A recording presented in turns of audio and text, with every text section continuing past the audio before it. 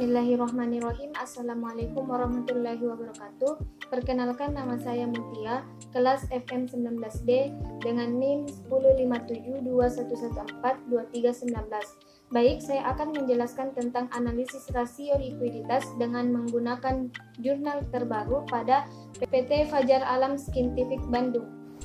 Apa sih yang dimaksud dengan likuiditas? Nah, likuiditas adalah kemampuan suatu perusahaan dalam memenuhi kewajiban jangka pendek yang dimilikinya pada saat jatuh tempo. Adapun fungsi dari likuiditas, yang pertama yaitu likuiditas mengukur ketersediaan kas dan setara kas untuk memenuhi utang jangka pendek. Yang kedua, likuiditas bisa menjadi bahan pertimbangan apakah suatu perusahaan layak untuk menerima suntikan dana dari para pemodal. Yang ketiga, membantu manajemen perusahaan untuk mengawasi efisiensi modal perusahaan. Dan yang terakhir yaitu likuiditas juga bisa menjadi alat bantu analisis keuangan dan menginterpretasi posisi keuangan jangka panjang. Nah, adapun jenis-jenis rasio likuiditas, yang pertama yaitu rasio lancar, yang kedua rasio sangat lancar, yang ketiga rasio kas, yang keempat rasio perputaran kas, dan yang kelima inventory to net working capital. Perlu kita ketahui bahwa PT Fajar Alam Scientific adalah salah satu distributor dan subdistributor yang mengkhususkan pada pengadaan alat-alat kesehatan laboratorium, rumah sakit, serta memberikan jasa pelayanan perbaikan dan perawatan alat kesehatan laboratorium, khususnya untuk wilayah Jawa Barat. Berdasarkan hasil penelitian, PT Fajar Alam menggunakan analisis rasio likuiditas. Nah, analisis rasio likuiditas yang digunakan yaitu quick ratio, cash ratio, dan inventory to net working capital. Berikut pemaparan kinerja keuangan PT Fajar Alam Scientific Bandung. Berdasarkan tabel di samping merupakan laporan keuangan PT Fajar Alam Scientific pada periode 2018 sampai 2020. Untuk pembahasan pertama, penulis menggunakan quick ratio. Adapun rumus dari quick ratio yaitu quick ratio sama dengan current asset dikurang inventory dibagi utang lancar, atau quick ratio sama dengan kas ditambah bank ditambah efek ditambah piutang dibagi utang lancar. Nah, tabel di samping merupakan hasil dari PT Fajar Alam dengan menggunakan rumus quick ratio. Berdasarkan hasil perhitungan tabel di samping menunjukkan bahwa hasil perhitungan rasio cepat pada tahun 2018 adalah 1,3 kali dan pada tahun 2019 sebesar 1,4 kali. Maka terjadi kenaikan quick ratio sebesar 0,1.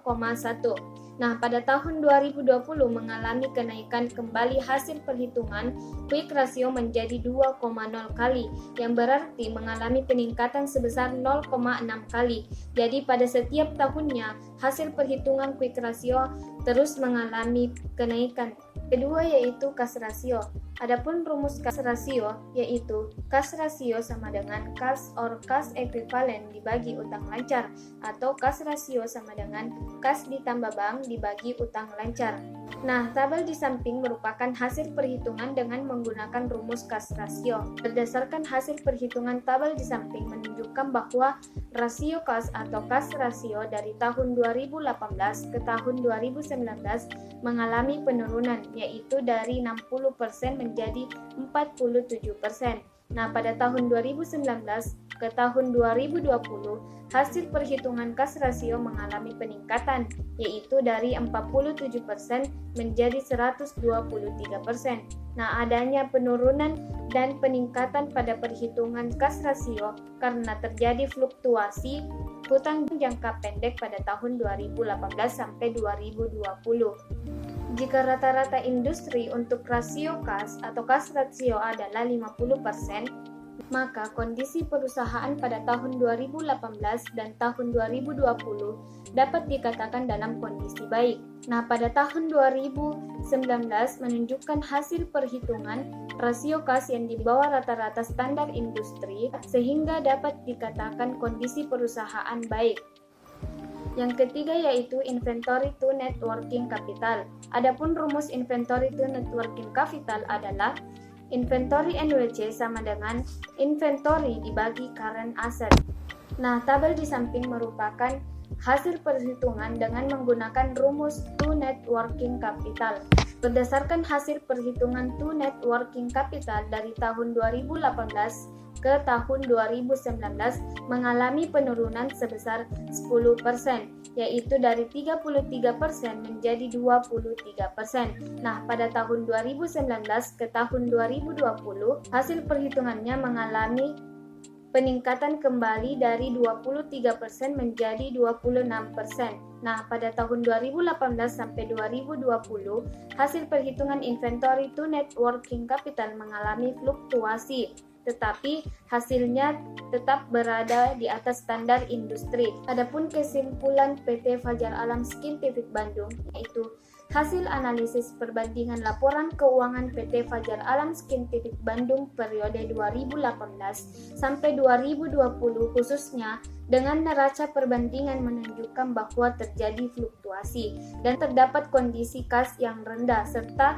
terjadi kenaikan hutang jangka pendek pada tahun yang sama. Adapun saran PT Fajar Alam Scientific Bandung yaitu PT Fajar Alam Scientific Bandung sebaiknya mempunyai pegawai yang mengatur bagian keuangan agar manajemen keuangan perusahaan bisa lebih jelas dan bisa menilai bagaimana kondisi perusahaannya. Itulah penjelasan dari saya mengenai rasio likuiditas dengan menggunakan jurnal terbaru pada PT Fajar Alam Scientific Bandung.